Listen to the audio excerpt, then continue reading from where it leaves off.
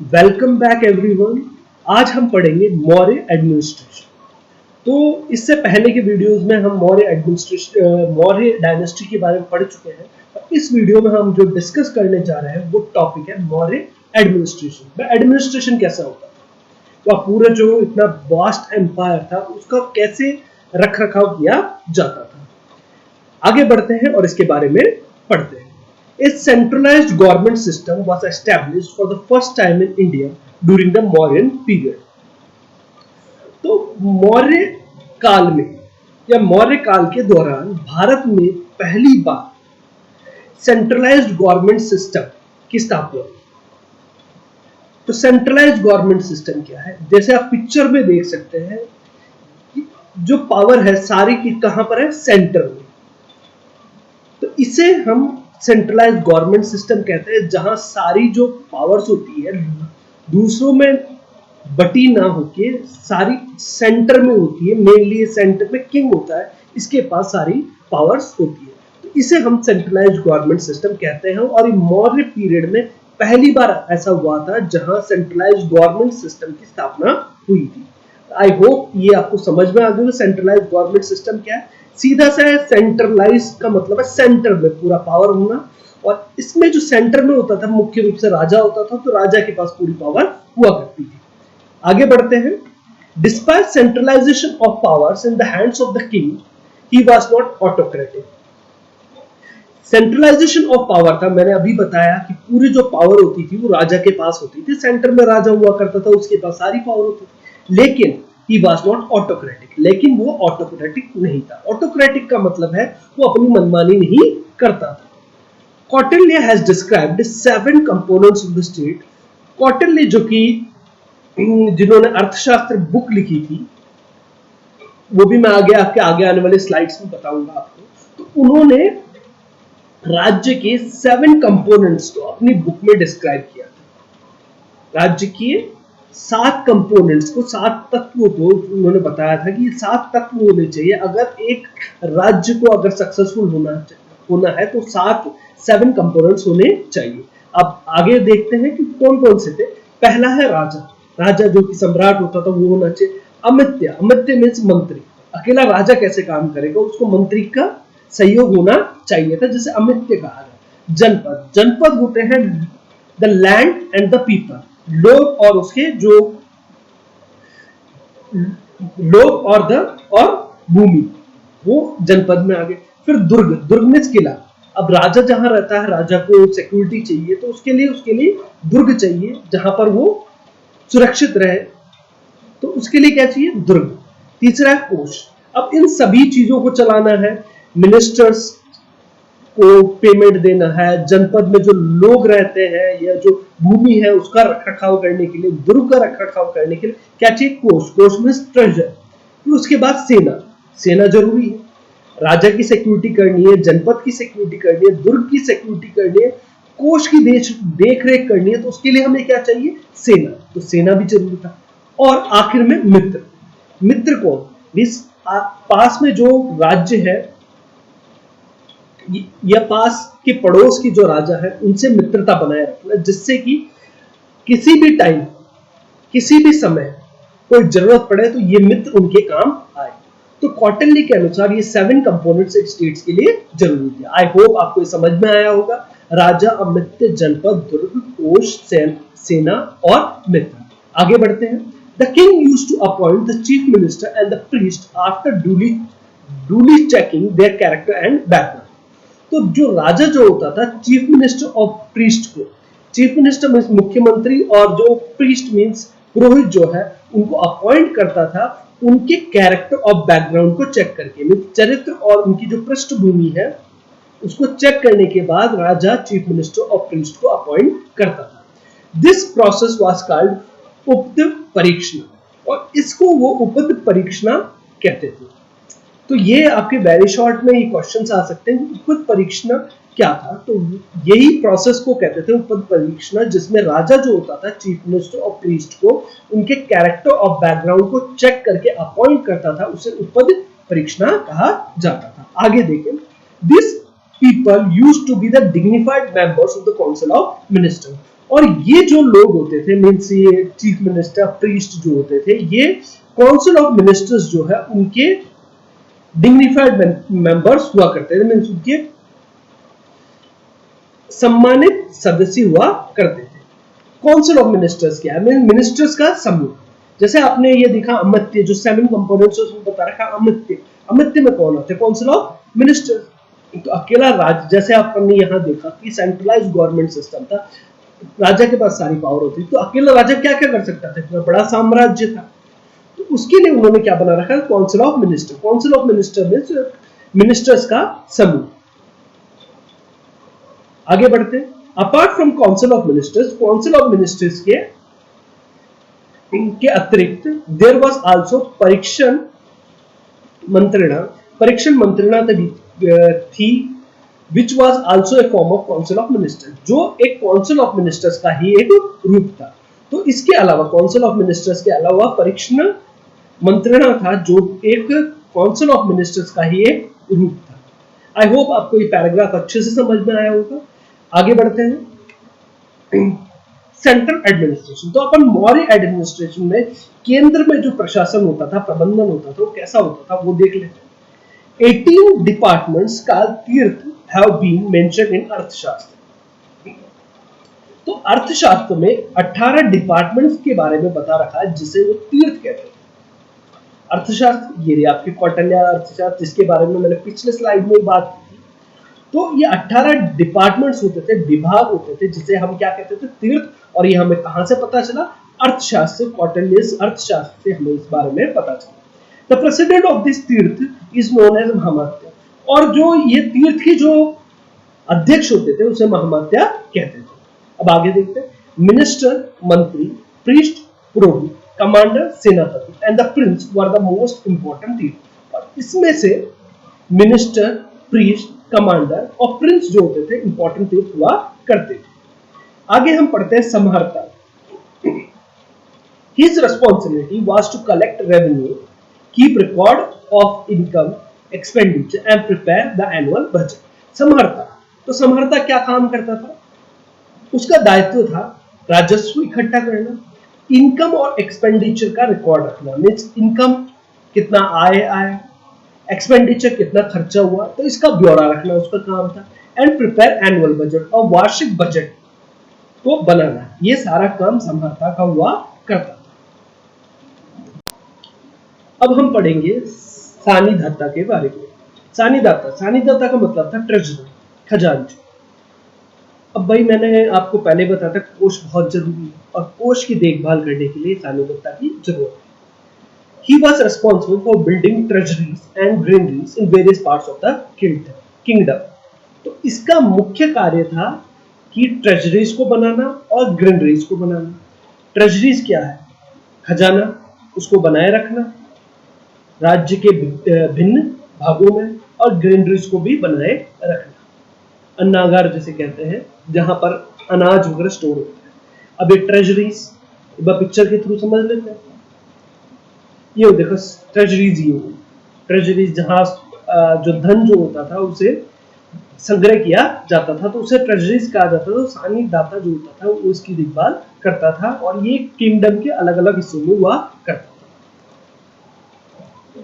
दूसरा granaries, granaries भी देख लेते हैं। इस तरह की ग्रेनरीज हुआ करती थी जहां पर अन्न को, ग्रेन्स को स्टोर करके रखा जाता था, जिससे कोई भी विविधता आए तो यहां से ग्रेन्स को लेके जो लोग हैं, जो सब्जेक्ट्स हैं, उनको प्रोवाइड किया जा सके, जनता को उपलब्ध किया जा सके। तो ये ग्रेनरीज और इससे पहले जो ट्रेजरीज था उसको मेंटेन करने का काम सानिधत्ता का था। आगे देखिए, 26 departments have been mentioned in Arthashastra. ठीक है, अर्थशास्त्र से हमें पता चला, मैं पिछले स्लाइड में भी आपको अर्थशास्त्र बता चुका हूं। अर्थशास्त्र से हमें पता चला कि 26 डिपार्टमेंट के हेड हुआ करते थे, मींस विभाग के अध्यक्ष हुआ करते थे।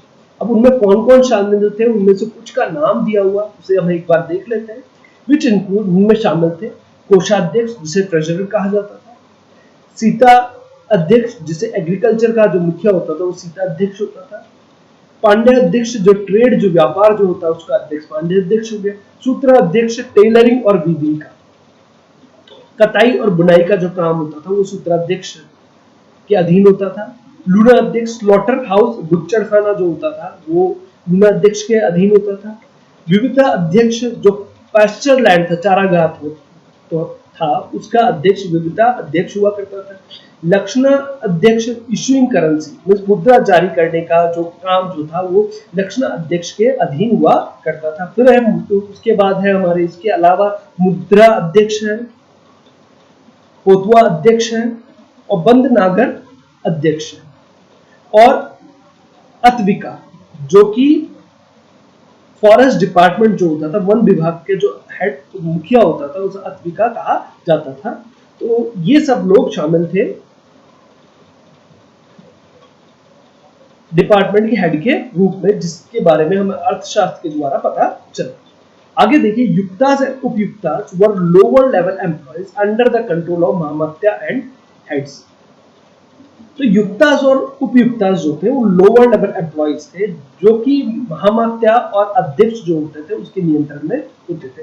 तो क्वेश्चन आ सकता है वेरी शॉर्ट में, युक्तास और उपयुक्तास क्या थे? तो सिंपली आपको लिखना है वो लोअर लेवल एम्प्लॉयज थे जो महामत्या और हेड्स के अधीन हुआ करते थे।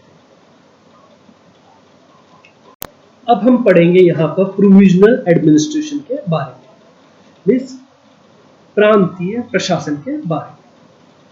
In Ashoka's reign, 5 provinces of Magad kingdom have been mentioned. तो अशोका के शासन के दौरान मगध जो राज्य था वो 5 प्रोविंसेस में बटा हुआ था। प्रोविंसेस क्या है? जैसे आज हमारा जो कंट्री है वो स्टेट्स में बटा होता है, तो उसी तरह उस वक्त मगध जो साम्राज्य था 5 प्रोविंसेस में बटा हुआ था। अब ये कौन कौन से थे उसे देख लेते हैं। दिस इंक्लूड उत्तरापद तक्षशिला, अवंती राष्ट्र उज्जैनी, कलिंग तोशाली, ये टी यहाँ पर आएगा, स्पेलिंग मिस्टेक है, TOSHA तोशाली, दक्षिणी पथ स्वर्ण नगरी एंड मध्य देश पाटलिपुत्र। जैसे आप लोगों को पता होगा पाटलिपुत्र जो था वो मगध की राजधानी थी, तो यहीं पर राजा बैठा करते थे।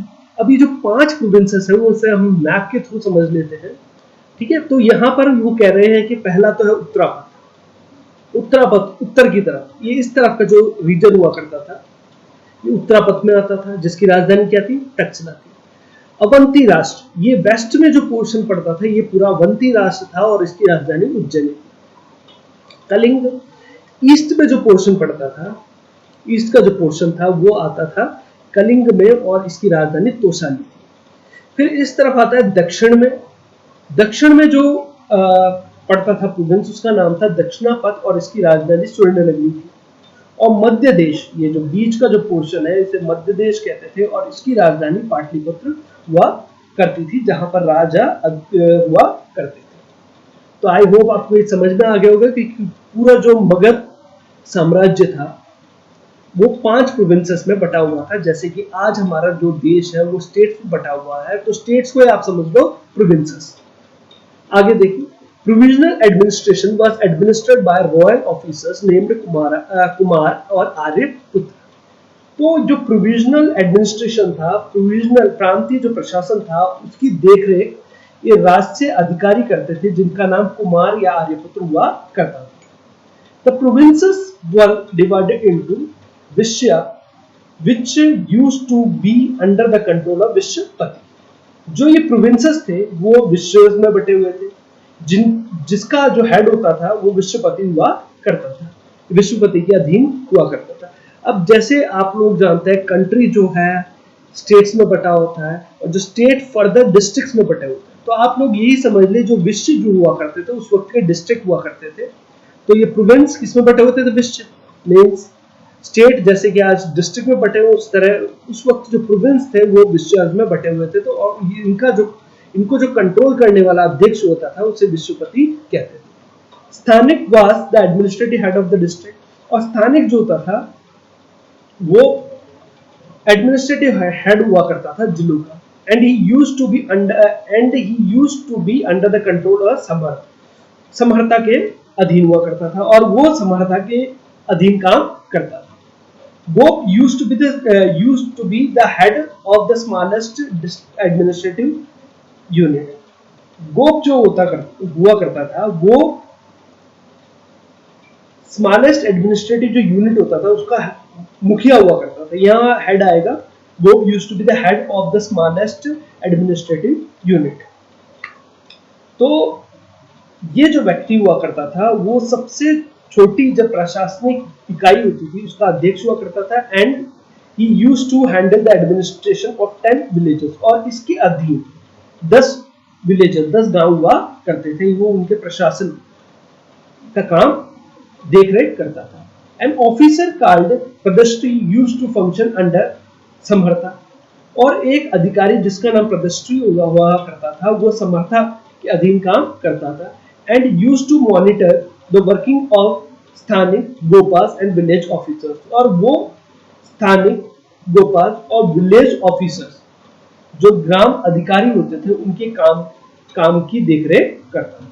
तो इस तरह से हमने ये प्रोविजनल एडमिनिस्ट्रेशन के बारे में जाना। प्रोविजन आप जब मान लीजिए आज की जो स्टेट्स हैं उसी को आप प्रोविजन माने, तो उस वक्त पूरा किंगडम प्रोविजन में बटा हुआ था, और इस तरह से तो प्रोविजन थे विश्व में बटे होते थे, विश्वपति उसका हेड हुआ करता था, और जो गोप जो होते थे वो मुखिया होते थे सबसे स्मॉलेस्ट एडमिनिस्ट्रेटिव यूनिट के, और वो 10 गांव के एडमिनिस्ट्रेशन को देखता था। तो इस तरह से हमें ये प्रोविजनल एडमिनिस्ट्रेशन के बारे में पता चलता है कि मौर्य साम्राज्य में किस तरह से प्रोविजनल एडमिनिस्ट्रेशन हुआ करता था। आइए अब हम सिटी एडमिनिस्ट्रेशन के बारे में देख लेते हैं कि वो जो नगर थे उसका प्रशासन कैसा हुआ करता था। अकॉर्डिंग टू मैगस्थनीज, तो यहाँ जो हमें जो डिटेल हमें मिली है सिटी एडमिनिस्ट्रेशन के बारे में वो मैगस्थनीज से मिली है। मैगस्थनीज ने एक किताब लिखी थी जिसका नाम था इंडिका, उसके द्वारा हमें इस बारे में सिटी एडमिनिस्ट्रेशन के बारे में ज्ञात। City administration was handled by council of 30 members. जो सिटी का जो नगर का जो प्रशासन था वो एक काउंसिल के द्वारा किया जाता था जिसमें 30 सदस्य थे, who were divided into 6 committees, जो कि 6 कमिटीज में बटे हुए थे, with 5 members in each committee, और हर कमेटी में 5 मेंबर्स हुआ करते। एक बार अपन पिक्चर के रूप को समझ लेते हैं। देखिए सामने यह पिक्चर दिया हुआ है जिसमें देखिए ये अगर सिटी एडमिनिस्ट्रेशन है वो 1 2 3 4 5 6 कमिटीज में बटा हुआ है। ये आप हर एक को कमिटी मान लीजिए 1 2 3 4 5 6। तो सिटी एडमिनिस्ट्रेशन पूरा जो 6 कमिटीज में बटा हुआ था, और हर में कितने मेंबर्स थे? 5। पहले में 5, दूसरे, तीसरे, चौथे, पांचवें, छठे, सब में 5-5 मेंबर्स थे, और इस तरह से ये कितने मेंबर्स हो गए? 30 मेंबर्स। तो ये 30 मेंबर्स जो मिलके सिटी को चलाते थे। द फर्स्ट कमिटी, जैसे मान लीजिए अगर ये फर्स्ट कमिटी है, the first committee was responsible for monitoring industry and artistic activity. जो पहली कमिटी हुआ करती थी वो क्या करती थी? वो इंडस्ट्री और आर्टिस्टिक एक्टिविटीज जो है उद्योग और शिल्प संबंधी जो गतिविधियों है उसका निरीक्षण करती थी। अब ये इस पर आ जाते हैं सेकंड कमिटी का क्या काम था? The second committee looked after foreigners. ये विदेशी जो वहां आया करते थे उनकी देखरेख का काम ये सेकंड कमिटी करती। द थर्ड कमिटी, ये जो थर्ड कमिटी थी, kept records of birth and death. Means साम्राज्य में कितने लोगों की बर्थ हुआ, कितने लोगों का डेथ हुआ, इसका ब्यौरा जो रखने का काम हो वो तीसरी जो कमिटी थी वो करती थी। चौथी committee, the fourth was responsible for trade and commerce. जो चौथी कमिटी थी वो व्यापार और वाणिज्य के लिए उत्तरदायी थी। The fifth committee used to monitor sales of manufactured goods. जो निर्मित वस्तुओं के विक्रय का निरीक्षण जो फिफ्थ कमिटी करती थी। The sixth committee would collect 1/10 of the sale in the form of sales tax. जो सिक्स्थ कमिटी थी वो जितना भी सेल्स हुआ करता था उसका 10वां भाग सेल्स टैक्स के रूप में कलेक्ट करती थी। तो इस तरह से सिटी एडमिनिस्ट्रेशन पूरा हुआ करता था। तो आप इस पिक्चर से समझ ले कितने मेंबर्स हुआ करते थे? 30 मेंबर्स हुआ करते थे, और ये 6 कमिटीज में बटा हुआ करता था, और हर कमिटी में कितने मेंबर्स थे? 5। आई होप आपको सिटी एडमिनिस्ट्रेशन के बारे में बहुत अच्छे से समझ में आया होगा। अब हम सैन्य व्यवस्था, मिलिट्री सिस्टम के बारे में पढ़ेंगे। For organising the army there was a separate military department. तो सेना को संगठित करने के लिए एक अलग सैन्य विभाग था, which was divided into 6 committees consisting of 5 members in each committee, जो कि 6 कमिटीज में बटा हुआ था, जिनमें हर कमिटी में 5 मेंबर्स हुआ करते थे। सिटी एडमिनिस्ट्रेशन की तरह भी ये भी इसी तरीके था कि इसमें कुल मिला के 30 मेंबर्स हुआ करते थे। ये 6 कमिटीज में बटा हुआ था और हर कमिटी में 5 मेंबर्स हुआ करते थे, जैसे आप देख सकते हैं। इस तरह का पूरा मिलिट्री सिस्टम हुआ करता था। This committee used to look after the 5 departments of army, और ये कमिटी आर्मी के 5 डिपार्टमेंट्स थे उनकी देखरेख करती थी, विच इंक्लूड, जिनमें शामिल थे पैदल, जैसे आप देख सकते हैं पैदल सैनिक, उसमें पैदल शामिल थे, अश्व, कैवलरी, घोड़े पे जो सैनिक होता था वो कैवलरी में शामिल होता था, हाथी, हाथी पे जो सोल्जर्स होते थे, सैनिक होते थे, ये हाथी पे शामिल होते थे। रथ, सोल्जर्स ऑन चैरियट, में रथ पे जो सोल्जर्स होते थे, जैसे कि आप देख सकते हैं यहाँ पिक्चर में, वो रथ में शामिल होते थे। एंड द नेवल फोर्स, और नौ सेना, जैसे कि आप देख सकते हैं नाव पे सैनिक है, नेवल फोर्स में इंक्लूड हुआ करती थी। तो ये कमिटीज 5 डिपार्टमेंट, जैसे कि ये जो 5 डिपार्टमेंट हैं उनकी देखरेख करती थी। Military affairs were monitored by Antapal, जो सैन्य मामले जो थे उनका निरीक्षण अंतपाल नाम का एक अधिकारी होता था, वो देखता था। He was also responsible for management and monitoring the bordering region, और सीमांत जो क्षेत्र है, मीन्स मगध साम्राज्य के पास की जितने भी रीजन्स हैं उसे बॉर्डरिंग रीजन्स कहा जाता था, तो उनका निरीक्षण और प्रबंधन का काम भी ये अंतपाल ही करता था। अगर अकॉर्डिंग टू मैगस्थनीज, पिछले स्लाइड्स में भी मैंने मैगस्थनीज बताई थी, और उनकी बुक जिसका नाम था इंडिका, तो ये थोड़ा आप लोग ध्यान रखें, इन पे वेरी शॉर्ट क्वेश्चंस आ सकते हैं। इंडिका के द्वारा, मैगस्थनीज की इंडिका के अनुसार हमें पता चला कि चंद्रगुप्त मौर्य जो थे उसके पास एक ह्यूज आर्मी थी, उसके पास एक बहुत बड़ी विशाल सेना थी, adorned with 6 lakh soldiers on foot, और उसके पास पैदल सैनिक करीब 6 लाख थे, जैसे कि मैंने आपको पिक्चर्स के थ्रू बता रखा है। जो इन्फेंट्री थी उसमें 6 लाख सोल्जर्स थे, 50,000 हॉर्समैन, 50,000 कैवलरी थी, 9,000 एलिफेंट्स, 9,000 सोल्जर्स ऑन एलिफेंट थे, 800 चैरियट्स था, मींस 800 सोल्जर्स ऑन चैरियट थे। और नेवल फोर्स के बारे में हमें यहाँ मैगस्थनीज के इंडिका के थ्रू नहीं पता चलता है। तो इस तरह से जो मिलिट्री सिस्टम थी, पिक्चर के थ्रू भी आप समझ सकते हैं, इस तरह से ऑर्गेनाइज थी मौर्य साम्राज्य के दौरान। जुडिशियल सिस्टम, न्याय व्यवस्था। तो आगे बढ़ते हैं और मौर्य साम्राज्य में जो जुडिशियल सिस्टम कैसा हुआ करता था, न्याय व्यवस्था कैसा हुआ करता था, उसके बारे में जान लेते हैं। The emperor used to be the supreme head of the judicial system. जो न्याय व्यवस्था का जो सर्वोच्च व्यक्ति होता था वो सम्राट हुआ करता था। Village courts were present at the lower level, निचले स्तर पर ग्राम न्यायालय थे, इन विच ग्रामीणी और ग्राम वृद्ध यूज्ड टू प्रोनाउंस जजमेंट, जिसमें ग्रामीणी और ग्राम वृद्ध जो होते थे वो अपना फैसला सुनाते थे। Sanghaharan, Dronamukh were the court on local and Janapad level respectively. Sanghaharan और द्रोणमुख जो थे वो स्थानीय और जनपद स्तर के न्यायालय थे। Above all there was a central court of Pataliputra, और इन सभी के ऊपर पाटलिपुत्र का एक केंद्रीय न्यायालय था। जैसे कि आप लोगों को पता है कि मगध साम्राज्य का जो राजधानी थी वो पाटलिपुत्र थी, तो वहां पर सेंट्रल कोर्ट, जैसे आज हमारे भारत में सेंटर में जैसे दिल्ली जो है वहां पर सुप्रीम कोर्ट हुआ करता था, उसी तरह की वहां पर पाटलिपुत्र जो था वहां पर सेंट्रल कोर्ट हुआ करता था। Apart from Gram Sangh and king's court, all the other courts were of 2 types. Gram Sangh और राजा के न्यायालय के अतिरिक्त जो बाकी जितने भी कोर्ट थे वो 2 भागों में बटे हुए थे। पहला प्रकार का जो न्यायालय होता था वो होता था धर्मस्थल। The work of pronouncing judgment in this court was in the hands of 3 dharmastha who were expert of religious sculpture, और ए व्यावहारिक एंड 3 अमर्त्यस। तो इन कोर्ट्स में जो निर्णय सुनाने का काम 3 धर्मस्थ के हाथों में होता था, जो कि रिलीजियस स्क्रिप्चर मीन्स धार्मिक जो स्क्रिप्चर्स होते थे उसमें एक्सपर्ट हुआ करते थे, एंड ए व्यावहारिक और 3 अमर्त्यस, या तो फिर व्यावहारिक या 3 अमर्त्यस जजमेंट सुनाते थे, या धर्मस्थ जो होते थे वो जजमेंट सुनाते थे। आगे देखिए, Dharmastha used to be a type of civil court, ये एक दीवानी न्यायालय हुआ करता था। अब ये सिविल कोर्ट क्या होता है आगे से हमें पता लग जाएगा, आगे के विवरण से हमें पता लग जाएगा सिविल कोर्ट क्या हुआ करता था।